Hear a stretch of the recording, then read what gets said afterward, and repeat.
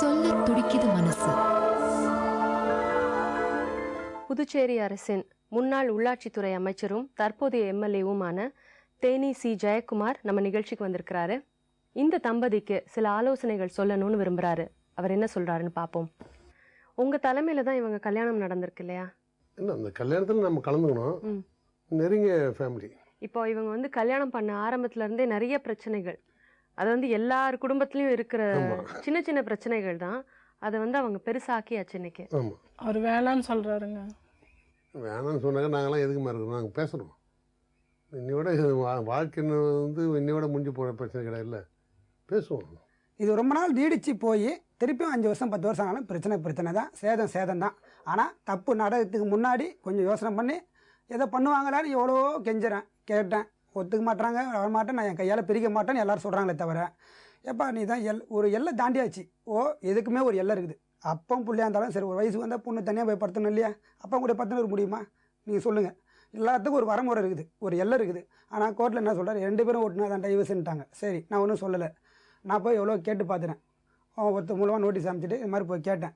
ஆனால் நான் நோட்டீஸ் அமைச்சேனே தவிர அவங்க நோட்டீஸ் அமைச்சாங்களே தவிர எனக்கு நான் ஃபோன் பண்ணேன், ஃபோனும் எடுக்கலை. என்ன நோட்டீஸ் அமைச்சது வரல, நான் நோட்டீஸ் அமைச்சிறேன்னு எனக்கு வக்கீல் சொன்னார். எனக்கு நான் போய் கேட்டேன், சார் வர சொன்னால் வரலையே சார், எப்படி சார் நான் கேட்டேன். வர சொன்னேன், வர எப்படி சார், இப்போ நீங்கள் வரந்தானே சொன்னீங்க, அவங்க எனக்கு ஃபோன் பண்ணல, வரலையே சார். இல்லை, அவங்க பயில் நோட்டீஸ் விட்டாங்க, அவ்வளோதான்.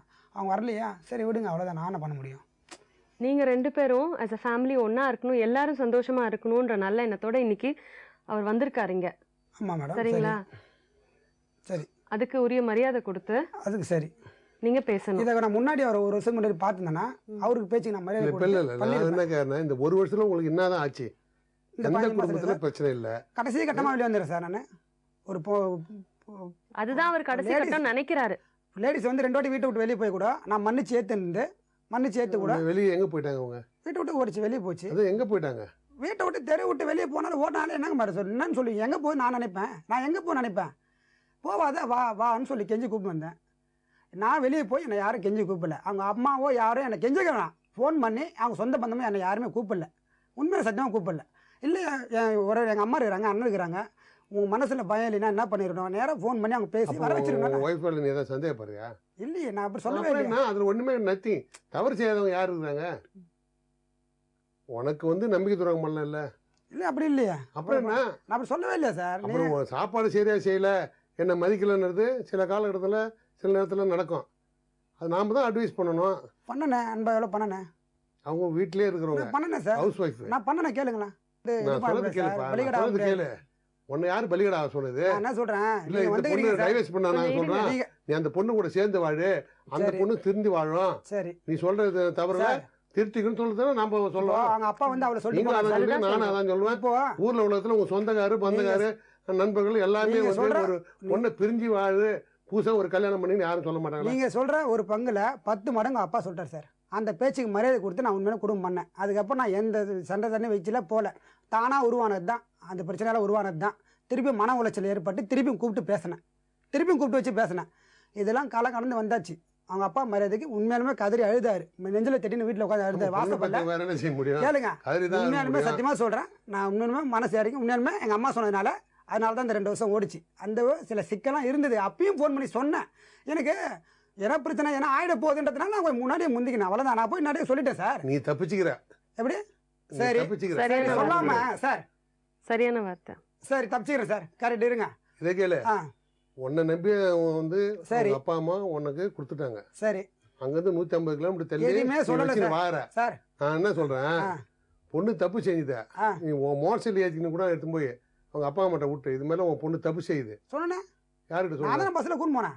அப்புறம் அது தனியா போயிடுன்னு சொல்றேன். இப்ப சார் 2 வாட்டி போச்சு சார். அது நான் ஒரு வாட்டி கூண்டு போனேன் சார். கூண்டு போயிட்டு உங்க பொண்ணு இப்பெல்லாம் இருக்குங்க கேளுங்க சொன்னேன். எல்லாரும் கூட்டி வச்சு பேசினாங்களே. அப்புறம் ஒரு வாட்டி பஸ்ல கூப்பிட்டேன், வரலையே. 3 வருஷத்துக்கு முன்னாடி உனக்கு கல்யாணம் நடந்ததுல 3 வருஷம் 4 வருஷமா இருக்கு. 4 வருஷம் ஆச்சு. இப்ப 4 வருஷம் ஆச்சு. இப்ப புது கல்யாணம் நடந்த மாதிரி நினைச்சிங்கன்னு சோதவா புது வாழ்க்கை ஆரம்பிங்க, நாங்களாம் உங்களுக்கு சைடு சப்போர்ட் இருக்கிறோம். சோதப்புதா ஏதாவது நிறை குறை இல்லாத குடும்பமே கிடையாது. கணவன் மனைவிக்குள்ள பிரச்சனைகள் வரும், மறுபடியும் ஒன்றாயிடுவீங்க. நாளைக்கு உன் மனைவிக்கு ஒரு பிரச்சனை, உன் குழந்தைக்கு ஒரு பிரச்சனை, நீ விட்டு கொடுத்துருவியா?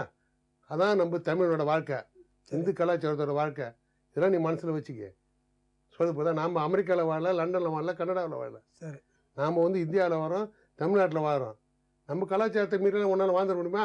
இப்போ நீயே தான் சொன்ன, உணவுலாம் வீட்டுக்கு எனக்கு போகிறதுக்கு அசிங்கமாக இருக்குது, ஃபங்க்ஷன் போகிறதுக்கு அசிங்கமாக இருக்குன்ற. ஆமாம். அது ஏன் நீட்டிச்சின்னு போகிற? சரி. இப்போ விவாகரத்து வாங்கிட்டாங்க, உனக்கு பிரச்சனை முடிஞ்சிடுமா? அது சொல்லு. இப்போ விவாகரத்து அவ்வளோ சீக்கிரத்தில் வந்து வக்கீல்லாம் கொடுத்துருவாங்களா? ஜட்ஜிலாம் கொடுத்துருவாங்களா? அதான் சார், அவங்களுக்கு மனசு இருக்குது. மனித நேயம் இல்லை, மனுஷனே கிடையாது. சரி இந்த மாதிரி விபரீதம் எதனா இல்ல அவர் ஆயிடுச்சுன்னா கேட்ட அப்ப மனித கேள்விக்கு அந்த நேயம் ஒரு இருந்தா தான் கேள்விக்கு நாங்களாம் பதில் இப்ப சொல்லுங்க. விவாகரத்து வாங்கிட்டு அவங்க பிரச்சனை எல்லாம் முடிஞ்சதா? விவாகரத்து ஆயிட்டாவா? பிரச்சனை கொஞ்சம் ரிலாக்ஸாக இருப்பேன், கொஞ்சம் ஃப்ரீயாக இருப்பேன் கொஞ்சம். ஓ, இப்போ 1.5 வருஷமா விவாகரத்து வாங்கின மாதிரி தான் இருக்கிற. இப்போ நீ ஏன் சார்? 1.5 வருஷமா பிரிஞ்சு இருக்கும்போது விவாகரத்து வாங்கின மாதிரி தான் இருக்கிற. ஆமாம் அவங்க சார். என்ன உன்னை டார்ச்சர் எதாவது பண்ணாங்களா? ஃபோனில் எதாவது பேசுனாங்களா? எதுவும் பண்ணலையே. அப்புறம் இல்ல, எப்படி? நான் சில இதுக்கு போக முடியல, ஒழுங்கான சாப்பாடு என்னால் சாப்பிட முடியல. நான் ஒரு சுவையாக இப்போ சாப்பிட அதுக்காக தான் முடியல. இப்போ ஒரு எங்களுக்கு ஆசை கொடுக்குறாங்க. பாசம் எதுவுமே இல்லையா எனக்கு? நானும் இப்படியே இருக்க முடியும் சார். வாழ்க்கை என்பது 2 பேருக்குள்ளது தான், சரி. உனக்கு மட்டும் கிடையாது. நீ சந்தோஷமா இருக்கணும், நீ போகிறதுக்கு தான் இது பண்ணனாக்கா அப்போ அந்த பொண்ணுக்கு வந்து எதுவுமே கிடையாதா? நான் என் விடலையான்னு கேட்டு பாருங்க. கேளுங்க சார், அங்கே கேளுங்க சார். அவன் தான் கேட்க போறேன்பா. நீங்க என்ன வந்து நான் என்ன கேளுங்க. சொல்றேன், ஏங்களை மட்டும் பேசக்கூடாது. உனக்காக நான் பேச சார், வரல. நீங்க கரெக்டா பேசுங்க. நீங்க கரெக்டா ஏன் தெரியுமா பேச சொல்றேன் நானு? சொல்லு. ஏன்னா என் பக்கம் குற்றத்தை மட்டும் மனசுல வச்சுன்னு வந்தீங்கன்னா, நான் அந்த குற்றத்துக்கோசம் தான் நான் இங்க சொல்ல வந்துக்கிறேன். தம்பி இதை கேளு. முதல்ல நீங்க என்ன பண்ணுங்க, ஏமா அந்த ஆள் என்ன பண்ணா சொல்லுன்னு கேளுங்க. நான் ரெண்டாவது கேட்காத என்ன கேளுங்க, என்ன கேளுங்க. தம்பி. நான் அதான் சொல்றேன். சொல்றேன், எதை கேட்டாலும் மறந்துருப்பான்னு சொல்றேன்ல. சார் சார் என்ன சார் பேருங்க? இல்ல சார், ஏன்பா யாரும் வந்து ஒரு ஆம்பளை போய் தன் சொந்த மனைவி வந்து நம்ம மேல பேச மாட்டாங்க. பேசல தப்பா பேசல பேசல. ஏன் சார் அங்க கேளுங்க சார்.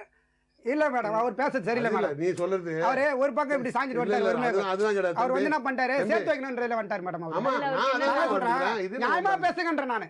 நீங்க இது ஒரு என்ன ஆம்பளையா நியாயமா இருந்து பேசுறது? நியாயமா பேசுங்கன்ற. எல்லாருமே சேர்ந்து அதுதான் வாழ சொல்றது நினைக்கிறாங்க. நான் இல்லையா? சேர்ந்து ஒரு வாழணும்னு வார்த்தையாவது நினைக்கிறது. கேட்டாரா? ஏன் இதுல கேட்டாரா?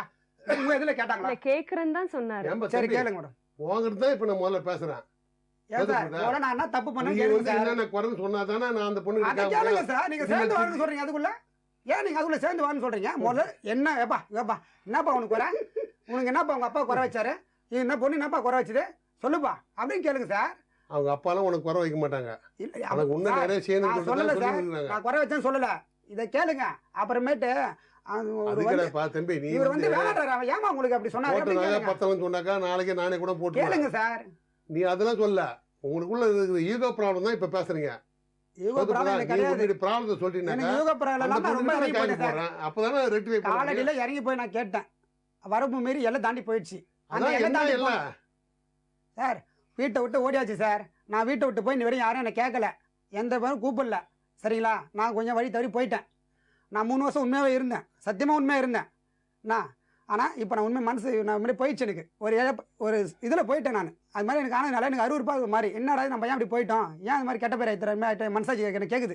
எனக்கு பதில் சொல்ல முடியல அப்புறம் இந்த உங்க மனைவியோட எதிர்காலம்னா உன்னுடைய குழந்தையோட எதிர்காலம்னா சார். அதுக்கு இதெல்லாம் தான் நீ சார் இங்கே செஞ்சுக்கவே வந்துக்கிறேன். அதுக்கு தான் சார் இங்கே வந்திருக்கிறேன். நியாயமாக கூப்பிட்டு பேசுறது தெரியலையா சார்?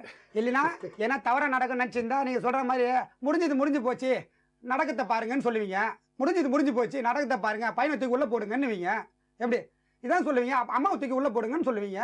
அதெல்லாம் வேணாம் சார். என்னால் யாரும் பாதிக்கூடாது சார். அதெல்லாம் நாங்க நினைச்சிருந்தாக்கா இந்த 1 வருஷத்துல உனக்கு எவ்வளவோ டார்ச்சர் பண்ணிருக்கோம் சார். அது கூட உனக்கு ஒரு ஃபோன் கூட பண்ணது கிடையாது. சார் டார்ச்சர் பண்ணிருப்பீங்க. நீயே மனம் தெரிஞ்சு அவங்க நான் அப்பா அம்மா வீட்டுக்கு தானே வந்துக்குது. சார் தப்பு சின்ன எந்த குழந்தை- பக்கம்? நீ அட்லீஸ்ட் இந்த இல்ல, ஒரே தனியா வருஷம் ஒரு இருக்காங்க ஐயா. குழந்தையாச்சும் வந்து தனியா பண்ணாங்க. இருக்காங்க நான் என்ன தப்பு குழந்தையோட. பண்ண சொல்லுங்க சார். நான் என்ன தப்பு பண்ணேன்? என்ன ஏன் நான் சொல்றதை எடுத்துக்கல? நீ கேக்குது நீ சொல்றத பார்த்தாக்கா வந்து எடுத்து வச்சுன்னு பேசுற. அப்படியே சார். அது பிடிக்க வேணாம், அது வந்து நம்ம அவாய்ட் பண்ற நீங்க மீதி சேர்த்து வச்சுக்கின்னு சொன்னீங்கன்னா கேளுங்க சார். மாதிரி கேட்டுருப்பியா? சார் நீங்க மீதி சேர்த்து வச்சீங்கன்னா நான் சொல்றது சபரி. கேளுப்பா தம்பி. சொல்லுங்க. இது மாதிரி நீ டென்ஷன்லாம் ஆகக்கூடாது. நான் டென்ஷன் ஆகல சார். நான் ஆனா சொல்றது நீங்க கேளு. குற்றத்தை கேட்க மாட்டீங்கன்னா தான் எனக்கு இதுவா இருக்கு. தப்பிக்கிறதுக்கு ஒரு வழியை சொல்றதே தவிர நான் தப்பிக்கிறதுக்கு போதும் இல்ல, நான் தப்பிக்கிறதுக்கு இருக்கு. அவர் வேணான்ற முடிவுல தான் இந்த மாதிரிலாம் கதை எடுத்து சொல்றாங்க. அது எப்படிமா அவங்க சொல்றாங்க? சமுதாயம் எப்படிமா ஒத்துக்கும்? அவர் வேணாம்னு சொல்லிட்டாங்க, நாங்களாம் விட்டுருமா? கேளுங்க. சமுதாயம் விட்டுருமா? அவங்க நேர்ல சொந்தக்காரர் கேட்க சொல்லுங்க விட்டுருவாங்களா? மேடம். உங்க சொந்தக்காரர் விட்டுருவாங்களா? அவர் சொல்றது கரெக்டானு கேட்க சொல்லுங்க. ஏமா அவர் வந்து நீங்க வந்து அவர் அடிச்சுன்னு சொல்றாங்க. அடிக்கலாம் இல்ல மேடம், அவரு தான் அடிச்சாரு சார். அவரு நான் அடிக்கவே இல்லையா? அடிச்சுனா நானு? நான் உன்னை பிடிச்சி நெத்தலையா? புறம்பு தாலியா இருக்கிற கழுத்தா இருக்க வரன்னு கேட்கலையா நீ அன்னைக்கு? செவுத்துல பிடிச்சு நெத்தினாரு மேடம். நான் சொல்லு. நான் வலிக்கவே பாதுகாப்பா மாட்டேன், தள்ள தள்ளல. மாட்டாங்களா? தவறு. ஐயோ எனக்கு வலிக்குதே. தைரியமா சட்டை சொல்லு. பிடிச்சி தள்ளனா, என் சட்டை பிடிச்சி அடிச்சிச்சு, என் சட்டை பிடிச்சி பாரு, அடிச்சிச்சுன்னு உன்னால எல்லாத்தையும் சொல்லிட்டாரு. பாரு, உன்னாலே என்னாலே யாரும் இது வரக்கூடாது. நான் நல்லது நினைச்சு வருங்க. நீ என் கூட சரி முடியுமா உன்ன நினைக்கிறியா? நான் ஒரு மாதிரி ஆயிட்டேன். சரியா? ஒரு மாதிரி கோளாறு ஆயிட்டேன். என்ன கோளாறு கேளுங்க, அதுக்குலாம் ஆனா, அது வேற. எல்லா கோளாறும் சரி நியாயமா பேசு, செய்யலாமா? நியாயமா பேசு. எது தெரியுமா பேச, நீ சேரணிச்சு பேசிட்டு திருப்பி இழந்துடாத, நான் என்ன இழக்க விடாத, சரியா? நானே என்ன பண்ணினேன், ஏன்னா வந்து நாளைக்கு திருப்பி அவங்க பேசுறதுக்கு இது ஒரு இந்த நிகழ்ச்சிக்கு நான் வந்தது காரணமே எல்லாருக்கும் தெரியணுன்றதுனால வந்தேன் நான். எல்லாருக்கும் தெரியணும்னு இல்ல, எங்க குடும்பத்தையே அசிங்கப்படுத்தணும்னு தான் வந்திருக்கிறப்ப. சொல்ல துடிக்குது மனசு,